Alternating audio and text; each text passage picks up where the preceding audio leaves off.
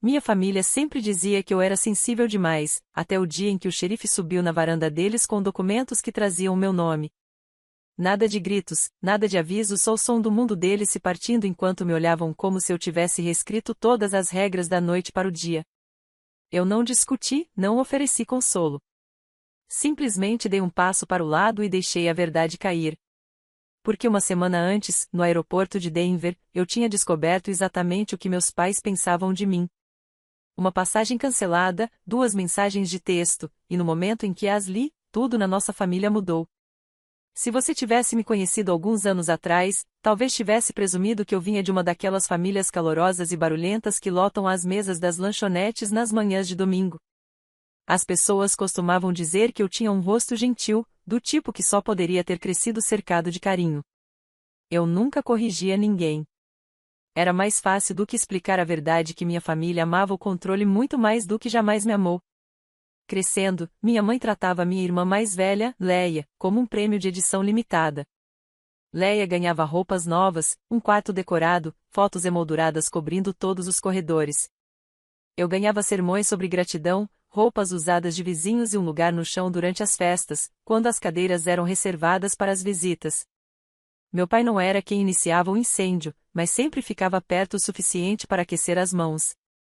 Ele dava um sorrisinho, dava de ombros ou fingia que não ouvia os comentários que mais machucavam. Era assim que ele escolhia o lado dele. Quando fui para a faculdade, já tinha sido expulsa daquela casa 2 vezes, uma por responder, outra porque Leia não gostava de dividir o banheiro. Os invernos perto de Denver têm outro peso quando você está do lado de fora, com 17 anos, segurando um saco de lixo cheio de roupas. Mas sobreviver àquilo me ensinou algo: se eu queria segurança, teria que construí-la sozinha. E eu construí silenciosamente.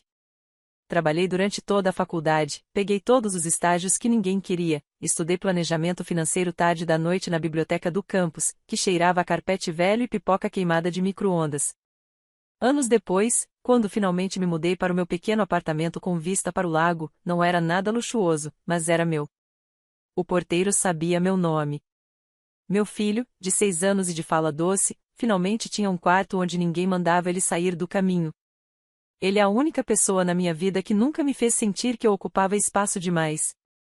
Meus pais nunca entenderam que a minha distância não era rebeldia, era proteção. Mesmo depois que me tornei consultora financeira, mesmo depois que comprei meu apartamento e construí uma vida a partir do nada, eles ainda me tratavam como a filha reserva. Leia continuava sendo a estrela, a filha dourada com o marido perfeito, os filhos impecavelmente montados, a família inteira se dobrando para agradá-la. Então, quando economizei para uma viagem curta, uma pausa minúscula que eu mesma tinha conquistado, não contei para ninguém. Nem para minha mãe, nem para meu pai, nem mesmo para Leia. Eu só queria alguns dias tranquilos em que ninguém pudesse me alcançar, exigir algo de mim ou me diminuir. Mas segredos não sobrevivem muito tempo na minha família. E no momento em que minha mãe descobriu que eu sairia da cidade, tudo começou a desmoronar. A manhã da viagem parecia estranhamente calma, daquele tipo de silêncio que faz você acreditar que talvez, só talvez, o universo esteja te dando uma folga. Saí cedo do meu apartamento, dei um beijo no meu filho e prometi trazer algo pequeno da loja de lembranças do aeroporto. Ele acenou da porta, com o cabelo ainda bagunçado pelo sono. E, pela primeira vez em semanas, eu me permiti respirar. O aeroporto internacional de Denver estava do jeito de sempre, uma colcha de retalhos de malas rolando, vapor de café e viajantes meio acordados. Eu me misturava perfeitamente jeans, um casaco longo, cabelo preso. Nada em mim sugeria algo fora do comum. Nada sugeria que, em poucos minutos, tudo que eu acreditava sobre minha família iria se partir ao meio. Quando cheguei ao balcão de check-in, entreguei meu documento e o código de confirmação, já imaginando como seria bom desligar o celular assim que embarcasse. A atendente escaneou minha passagem, fez uma pausa e escaneou de novo. As sobrancelhas dela se aproximaram de um jeito que reconheci na hora. Não era confusão, era desconforto. Ah, deixe eu verificar uma coisa, ela disse, os dedos batendo no teclado cada vez mais rápido. Um nó apertou embaixo das minhas costelas. Tem algum problema? Ela virou a tela levemente para mim. Sua passagem consta como cancelada. O reembolso foi emitido há 1 hora. A palavra cancelada me atingiu como uma mala despencando. Não, isso não é possível. Eu não cancelei nada. O reembolso foi enviado para um cartão terminado em. Ela hesitou antes de terminar, 4.401. Meu estômago despencou até o chão do aeroporto, porque eu sabia exatamente de quem era aquele cartão. Da minha mãe. Agradeci a atendente como pude e me afastei. O terminal parecia, de repente, mais barulhento, mais claro, mais cruel. Meu celular vibrou no mesmo instante em que o tirei da bolsa. A prévia da mensagem acendeu, a tela era da minha mãe. Divirta-se voltando a pé para casa. Perdedora. Perdedora. Ela nem tentou disfarçar com uma piadinha ou um emoji sem graça. Só a palavra, afiada como vidro quebrado. Outro aviso do celular: pare de agir como pobre. Pegue um ônibus, como deveria. Fiquei olhando para a tela até as letras começarem a borrar. Os viajantes se moviam ao meu redor como um rio. E, por um segundo, eu não soube dizer se estava parada ou me afogando. Não era a passagem cancelada. Nem mesmo os insultos. Era a clareza que veio junto com eles. A certeza de que meus pais não apenas me tratavam como um fardo, eles gostavam disso. Eles queriam que eu fosse pequena. Eles precisavam que eu fosse pequena. Saí do terminal e caminhei até o ar frio, sem saber exatamente para onde estava indo, apenas que não podia ficar ali nem mais um segundo. Minhas mãos tremiam enquanto eu abria o aplicativo de carona, mas antes que eu terminasse de digitar meu endereço, um sedã branco parou ao meu lado. O motorista se inclinou pela janela. Tudo bem com você? Ele perguntou. Você parece alguém cujo dia levou uma pianosada. Soltei um suspiro que quase soou como uma risada. Quase isso. Uma mensagem. Ele assentiu daquele jeito de quem já viu vida suficiente para ler nas entrelinhas. Entra aí. Estou fora do turno, mas você parece precisar estar em qualquer lugar, menos aqui. Hesitei por um único instante antes de deslizar para o banco do passageiro. O carro tinha um leve cheiro de pinho e couro antigo. Ele se apresentou como Harvey, motorista de meio período que viverá em Denver a vida inteira, e então apenas ouviu. Sem julgamentos, sem interrupções. Me peguei contando a ele sobre a passagem cancelada, as mensagens, os anos engolindo comentários que eu deveria ter devolvido na mesma moeda. Quando finalmente estacionamos perto de um parque silencioso na cidade, ele apoiou as mãos no volante. Sabe, disse suavemente, as pessoas fingem que crueldade é amor o tempo todo. Não faz com que seja verdade. Olhei pela janela, observando a luz de inverno tremular entre os galhos nus. Peguei meu celular de novo, mas desta vez, não para ler as palavras deles. Abri a pasta que eu mantinha escondida havia anos, uma chamada Opções, Investimentos, Pagamentos, Escritura do Truste. Registros de todos os meses em que eles atrasaram o aluguel da casa que nem sabiam que era minha. Pela primeira vez, sussurrei para mim mesma, a raiva não está me engolindo, está me afiando. Quando Harvey me deixou perto do meu prédio, o frio da manhã tinha ficado mais cortante, daquele tipo que te acorda por inteiro. Agradeci a ele, prometi que ficaria bem e caminhei em direção à entrada com a estranha firmeza de alguém cuja mente finalmente parou de girar. O saguão do meu condomínio estava quente e silencioso, vibrando levemente com o sopro do aquecedor. Parecia entrar em um universo diferente, onde eu não precisava me encolher para caber no conforto de ninguém.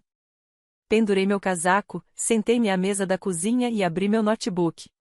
A pasta chamada Opções estava ali, exatamente onde eu a havia deixado.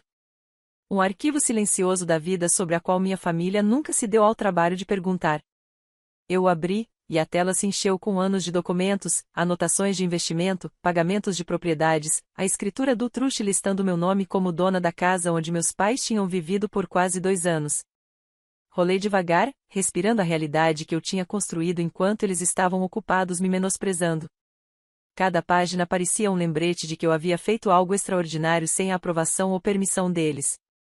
Eles achavam que eu vivia na pobreza porque dirigia um carro antigo e usava roupas simples. Nunca imaginaram que eu mantinha minha vida discreta para protegê-la deles. Mas as mensagens no aeroporto deixaram uma coisa dolorosamente clara: me proteger não era mais suficiente. Eu precisava proteger meu filho. Eu precisava parar de fingir que a crueldade deles era algo que eu poderia superar com o tempo. Memórias surgiram sem convite, mas nítidas.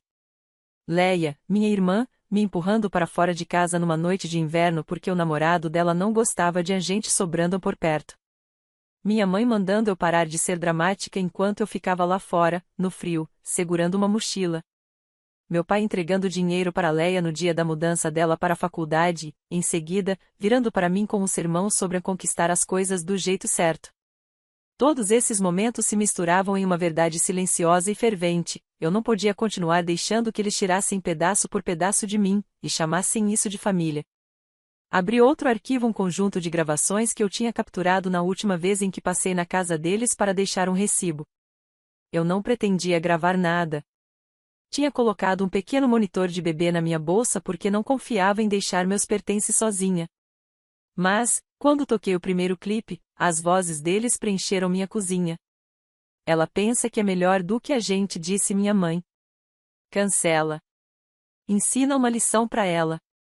Ela que pegue o ônibus, acrescentou meu pai. Ela sempre age como se estivesse com dificuldade. Talvez devesse mesmo.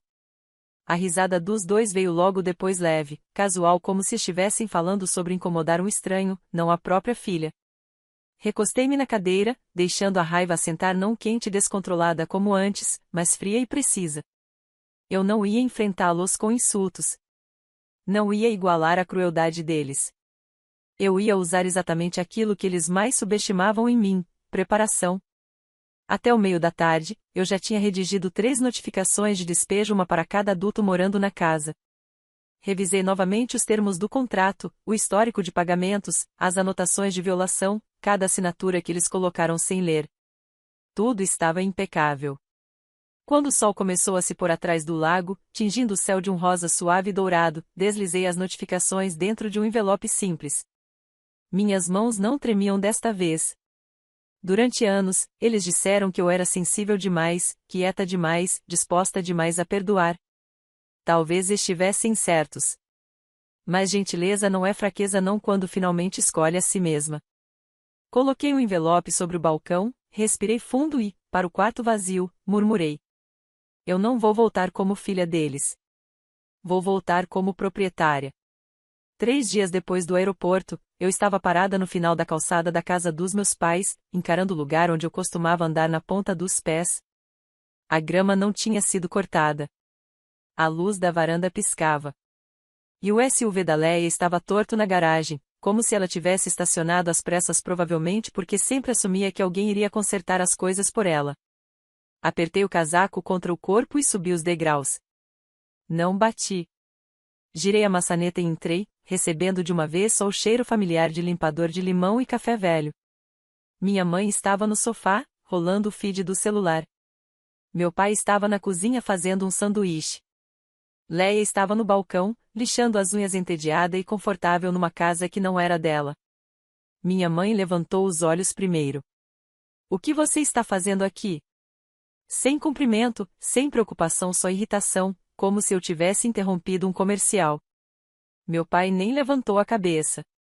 Não devia estar chorando em algum lugar? Fiquei sabendo que sua viagenzinha deu errado. Leia deu um sorriso torto, batendo a lixa de unhas no balcão. Achei que você ainda estaria chorando no terminal. Imagino que o avião da caridade não tenha decolado sem você. A risada deles, leve, descuidada, ecoou pelo espaço aberto da casa. Se eles tivessem prestado atenção, teriam percebido que minha postura estava diferente. Meus ombros não estavam encolhidos. Minha voz não era pequena. Eu não era mais uma convidada naquela casa. Coloquei minha bolsa no chão de madeira, tirei um envelope simples e o coloquei no balcão, bem na frente da Leia. O que é isso? Ela perguntou, erguendo a sobrancelha. Seu aviso, respondi. O de vocês 3. Minha mãe deu uma risada debochada. Aviso de quê? Despejo? A sala ficou em silêncio. Até o zumbido da geladeira pareceu parar. Coloquei 3 papéis idênticos em 3 lugares diferentes, um no balcão, um na geladeira e um no primeiro degrau da escada. Meu pai avançou, arrancando-o da porta da geladeira. Você não é dona desta casa. Peguei novamente dentro do envelope e retirei a escritura do truste. Vocês assinaram um contrato de aluguel há 2 anos com o Elmrow Trust. Minha mãe cruzou os braços. Achamos que fosse alguma empresa de administração. Respondi. Minha. O rosto do meu pai escureceu. Isso é ridículo. Você não pode despejar a própria família. Inclinei a cabeça. Vocês já fizeram isso comigo. 2 vezes. Antes de eu completar 20 anos. Leia revirou os olhos. Ai, que dramática. Você nem tem dinheiro para ser dona de uma casa. Teoria interessante, eu disse. Porque os pagamentos, as contas, os extratos e o contrato que vocês assinaram dizem o contrário. Minha mãe deu um passo à frente, a voz se elevando. Isso é uma piada. Você acha que pode nos assustar com papel? Nós que te criamos. Não, respondi calmamente. Vocês me controlaram. Me drenaram. E me puniram por ter uma vida da qual vocês não aprovavam. Meu pai jogou o aviso de despejo no balcão. Mesmo que isso seja real, você não tem motivos. Apertei o play no meu celular. Uma gravação preencheu a cozinha, a mesma conversa que eu tinha ouvido sozinha no meu condomínio. A voz da minha mãe: cancele. Ela precisa aprender uma lição. A voz do meu pai: ela pode pegar ônibus. Sempre tão dramática. Depois, a risada dos dois.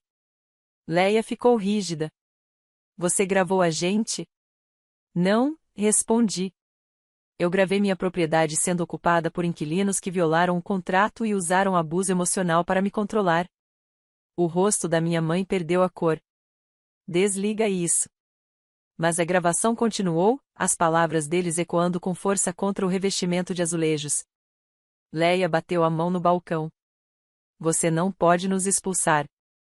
Eu tenho filhos. Nós somos família. Exatamente, eu disse. Uma família que não pensou 2 vezes antes de colocar seus filhos acima do meu, quando mandaram ele sentar no chão no último Natal porque ele não era um primo de verdade. O ponto. Leia abriu a boca, mas um novo som cortou a tensão, meu celular vibrando. Uma notificação. Pagamento recebido de Leia Baxter. Leia avançou. Você disse que o aluguel estava atrasado. Estava. A menos que você quisesse se desculpar por rir quando eu caí da escada segurando os presentes para seus filhos. A mandíbula dela se apertou. Você é inacreditável. Não, eu disse baixinho. Sou consistente. Meu pai tentou de novo. Onde você espera que a gente vá? Eu dei a vocês um aviso de 60 dias por escrito, respondi. Vocês ignoraram. Estão 3 meses atrasados e ainda me enviaram aquelas mensagens. Encarei-o. Se um proprietário recebesse isso de um inquilino, você sabe o que aconteceria? Você está nos punindo por uma piada, Leia disparou.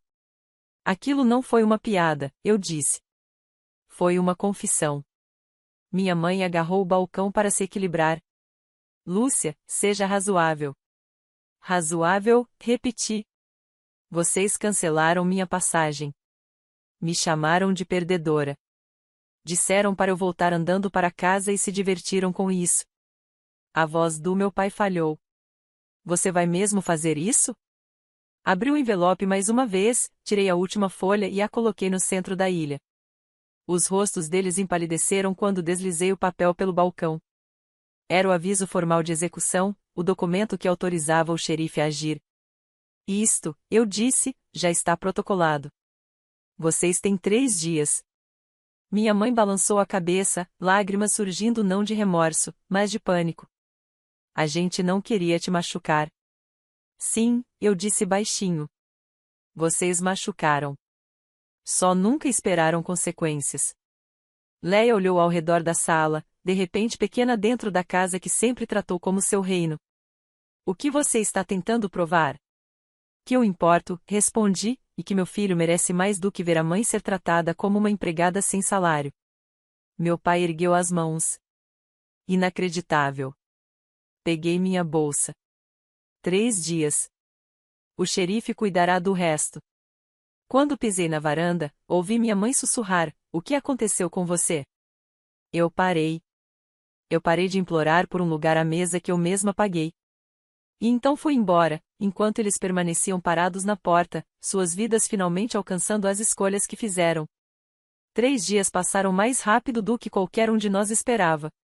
Na manhã de quinta-feira, o carro do xerife subiu a rua silencioso, mas inconfundível. Meus pais estavam na varanda com caixas pela metade, os rostos tensos de incredulidade, como se o mundo lhes devesse uma pausa que nunca veio. Leia não estava lá. Ela tinha ido embora na noite anterior, arrastando as malas pela entrada enquanto discutia ao telefone com o marido sobre o dinheiro que usará sem contar a ele. O xerife os guiou pelo processo com calma, dando espaço para que reunissem o resto das coisas. Não houve gritos, nem briga dramática, apenas o lento desmanchar de uma família que passou anos fingindo que sua crueldade era normal.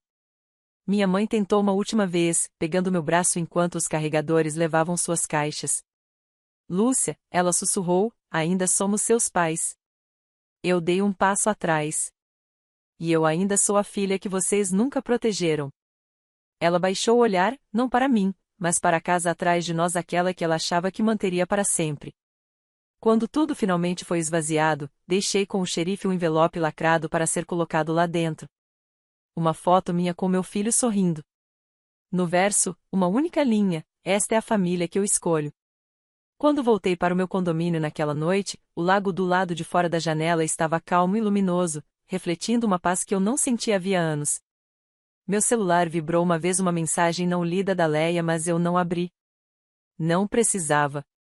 O aeroporto, a passagem cancelada, os insultos, tudo tinha me trazido até ali, ao momento em que parei de deixar a versão deles de família definir meu valor. Meu filho correu até a porta quando entrei, braços abertos, seguro de mim de um jeito que meus pais nunca foram. E isso bastava.